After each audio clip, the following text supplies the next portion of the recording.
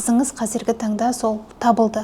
Дұрыс түсіндім ғой, иә? 100% сезімге келтіріп отырғаны ол менің қызымның өзінің айтып отырғаны мен туралы.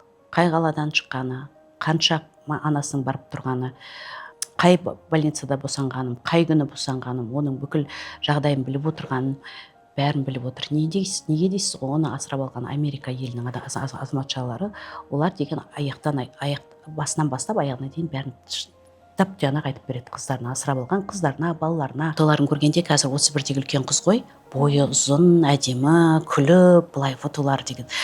Сол жерінде кішкене сенім тоқтап қалды менде. Мен ондай күлмейтін сияқтымын негізі деп. Бірақ өмір қалай өзгеріп жүріп тұр. Бір айтатыным, ол кісілерге, менің қызымды асырап алған кісілерге мыңда бір алғыс.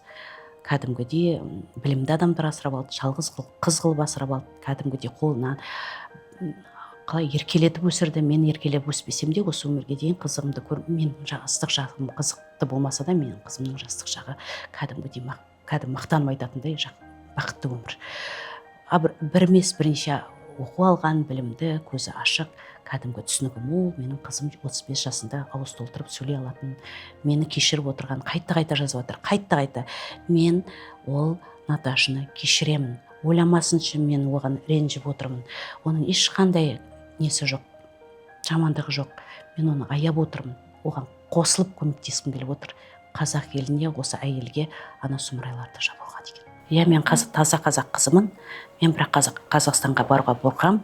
Бірақ заң жоқ екенін көзім жетіп отыр.